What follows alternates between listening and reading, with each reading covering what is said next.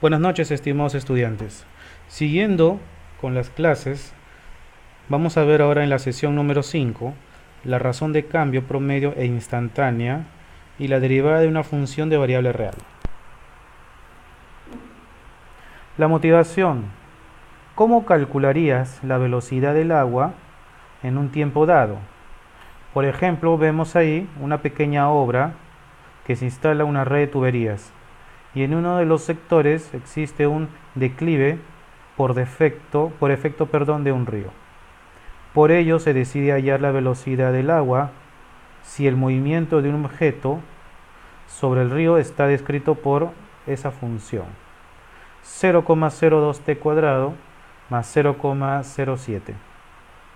La pregunta: ¿cómo podríamos hallar la velocidad del agua cuando han transcurrido 3 segundos? Los saberes previos es, por ejemplo, que es una función lineal.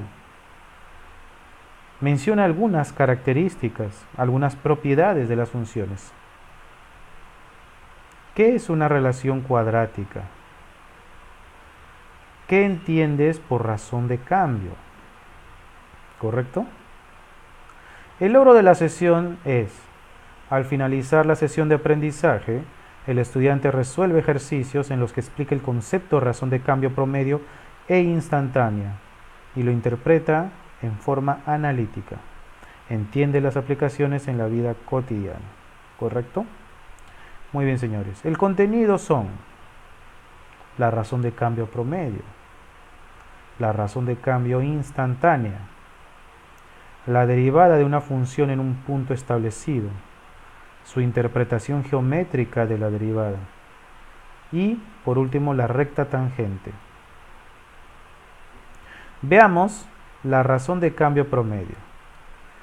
En primer lugar, tenemos que ver qué es el incremento de una función. Cuando una variable pasa de un valor a otro, se dice que hay un incremento.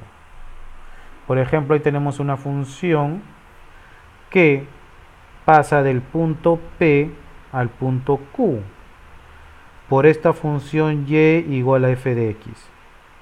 El punto P tiene el x sub 0 como coordenada en x y el punto Q tiene al x1 como coordenada en x1, en el eje x, perdón.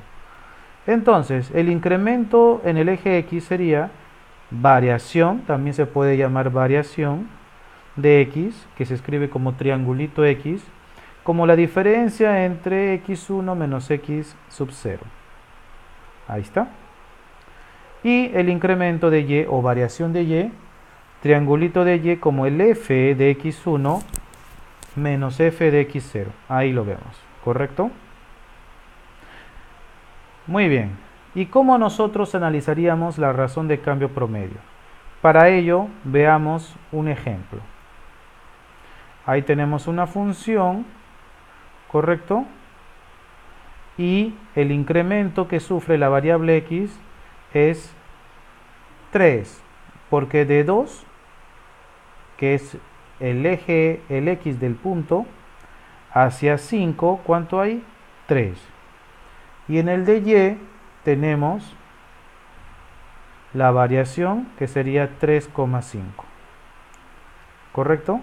Ahí vemos las variaciones. Muy bien. Entonces, conociendo esas variaciones tanto para el eje x como para el eje y, podemos ya establecer qué es la razón de cambio promedio de la variable y con respecto a la variable x en el intervalo desde x sub 0 hasta x sub 1. Entonces ahí tenemos una función con sus características establecidas y la razón de cambio promedio simplemente es el cociente, la división, ¿cierto? De y sobre la variación en x. En otras palabras, el f de x sub 1 menos el f de x sub 0. Todo sobre x sub 1 menos x sub 0. ¿Correcto? Muy bien. Así de simple. Entonces vemos un ejemplito. Consideremos la función f de x igual x cuadrado menos x más 1. Calcule la razón de cambio promedio de la función en el intervalo de 2 a 5. Muy bien, entonces tenemos que analizar cuánto es la variación de x. Como verán, la variación de x que va de 2 a 5 en este caso vale 3. ¿Y la variación de y que tenemos que analizar? Tenemos que analizar el f de 5 menos el f en 2. Reemplazamos en las funciones los correspondientes valores y hallamos el valor del razón de cambio promedio. Y en este caso sale 6. ¿Correcto? Muy bien. Veamos otro ejemplito. Una fábrica durante X horas libera en la atmósfera toneladas de sustancias químicas. Esas sustancias se determinan por la función 0,2x cuadrado más 2x. La pregunta, ¿cuál es la razón de cambio promedio de la cantidad de toneladas de sustancias químicas entre el mediodía y las 2 de la tarde? ¿Correcto? Entonces veamos primero, para darnos una idea, grafiquemos la función. Esa es la función que vemos ahí, la que modela la contaminación, ¿sí?, de las sustancias químicas. Ahí está. Entonces, ¿qué nos pide hallar? El f de 12, porque es mediodía, y el f de 14, que tenemos ahí, con los valores establecidos. Entonces, el incremento en x es 2, porque del 12 a las 14 son 2 horas. Y el incremento de y tenemos que hallar el f de 14 menos el f de 12. Evaluando en la función, eso ya háganlo ustedes en sus calculadoras, sale 14,3. Entonces, ahí vemos los valores, ¿cierto? Restándolo, sale ese valor. Por lo tanto, la razón de cambio promedio en el intervalo desde las 12 hasta las 14 horas es 7,15 toneladas de sustancias químicas por hora. Recuerden, hay que tener presente que la derivada o la razón de cambio promedio en este caso es una división de unidades. Tienes que dividir las unidades de la variable y entre las unidades de la variable x. Y en este caso es toneladas de sustancias químicas y en el x es tiempo. En este caso es horas. Y hay que analizar también el signo. Si sale positivo, se incrementa, aumenta, sube, depende del contexto del problema.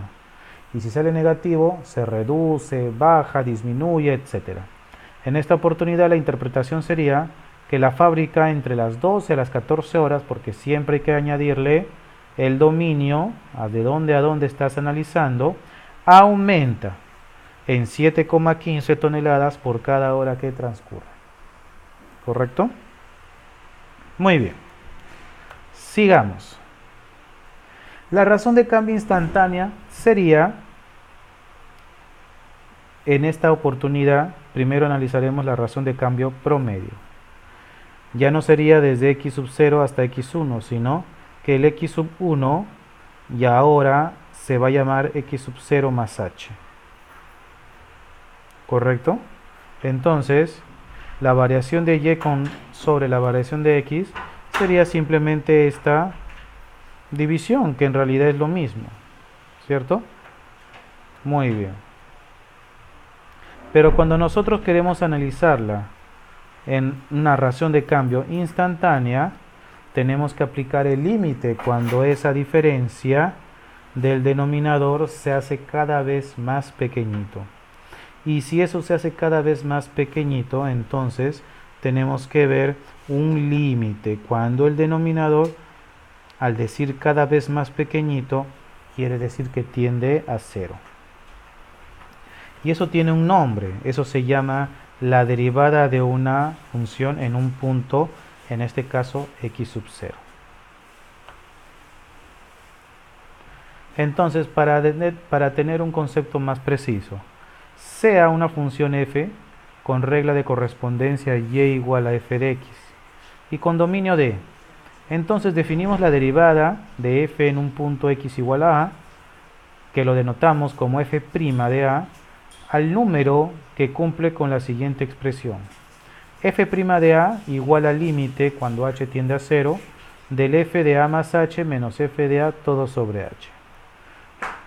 Siempre y cuando, obviamente, señores, señoritas, ese límite exista.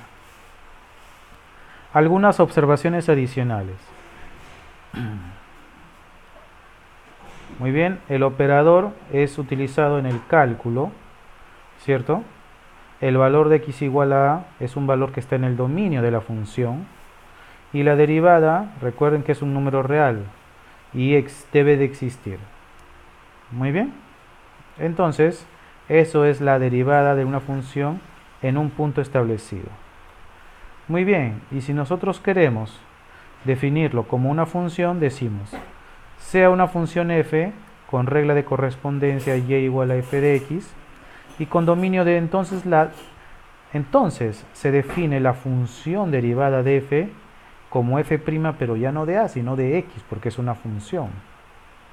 Al límite, cuando h tiende a 0, de f de x más h menos f de x sobre h.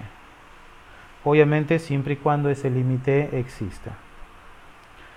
Muy bien, ahí tenemos algunas observaciones, que la derivada f' de x es una función. El f' de a resulta ser un número y que es diferente hablar de la derivada de una función en un punto que la derivada de una función en general. ¿Correcto? Muy bien. Algunos ejemplitos, vamos a ver. Usando la definición de derivada por medio de límites, nos pide hallar la derivada de esta función. ¿Correcto? Para ello, ¿qué tenemos que hallar primero? Si nos damos cuenta en la fórmula, la función tiene que estar evaluado en x más h. Y de acuerdo con la regla de correspondencia, el f de x más h sería 3 veces x más h menos 2. Resolviendo sería 3x más 3h menos 2. Lo reemplazamos y calculamos el límite, que sería el límite cuando h tiende a 0 de 3x más 3h menos 2 menos 3x menos 2, todo sobre h. Resolvemos, eliminamos el valor de 3x, simplificamos el valor de h y el resultado nos sale 3. Quiere decir que la derivada de esa función lineal es 3. Y si te fijas bien, como es una función lineal, es una recta. Y si es una recta, tiene pendiente. Y en este caso esa función lineal tiene pendiente 3 porque es el coeficiente de la variable x. Y si te das cuenta en el límite, nos sale efectivamente 3. Entonces, ¿qué podemos concluir?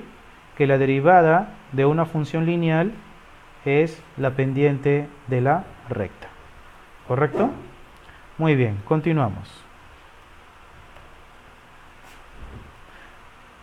Usando la definición, acá tenemos otro ejemplo, que hallamos la derivada de la función cuando la función es x cuadrado más 3x menos 1.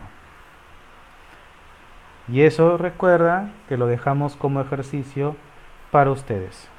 No se olviden que primero tienen que hallar el f de x más h. Hacer los cálculos correspondientes, calcular el límite y establecer la derivada. La interpretación geométrica de la derivada sería que la derivada de una función f en un punto de abscisa x igual a es igual a la pendiente de la recta tangente. Eso lo habíamos establecido hace un momentito. ¿Correcto? Ahí vemos una curva y la recta tangente. La recta normal es simplemente una recta que es perpendicular a la recta tangente. ¿Correcto? Entonces, por ejemplo, acá nos dice, calcule la pendiente de la recta tangente a la gráfica de la función f de x igual x cuadrado multiplicado por len de x. ¿En qué punto? En un punto de abscisa x igual a 1. ¿Correcto? Entonces, para ello tenemos que definir qué es la recta tangente. Sabemos que la ecuación de una recta cualquiera es y menos y sub 0 igual a m multiplicado por x menos x sub 0, donde m es la pendiente y el punto conocido es x sub 0, y sub 0. ¿Correcto? solo que para este caso el m viene a ser la derivada evaluado en a, y el x1, el y1 o x sub 0, y sub 0 sería el a, f de a, ¿correcto? Y si reemplazamos en la ecuación de la recta, nos sale ese valor, ¿sí? Muy bien, un ejemplito, tenemos una función definida como f de x igual x cuadrado menos 2x más 3. Nos pide hallar la ecuación de la recta tangente cuando x es igual a 3, ¿correcto? La solución fácil, sabemos que a es igual a 3, así que tenemos que derivar la función y su derivada es 2x menos 2, ¿correcto? Y lo reemplazamos porque la pendiente es reemplazar esa derivada cuando x vale 2, o sea en el punto A, y nos sale 4, ¿correcto?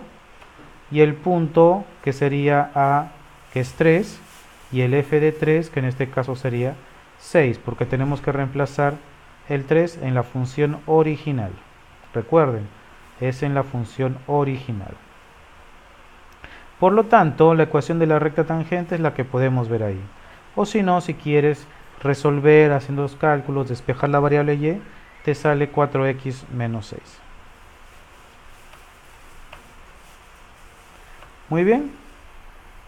Ahora es cuestión de agruparse, correcto, los estudiantes grupos de 4 y desarrollar algunos ejercicios de la hoja de trabajo. Entonces, ahí tenemos algunas preguntas que quedan para que lo puedan resolver, ¿cierto? Y la bibliografía para que puedan reforzar sus conocimientos. Muy bien, señores, eso es lo concerniente a la derivada. Muy bien, Dios los bendiga y hasta una nueva oportunidad. Gracias.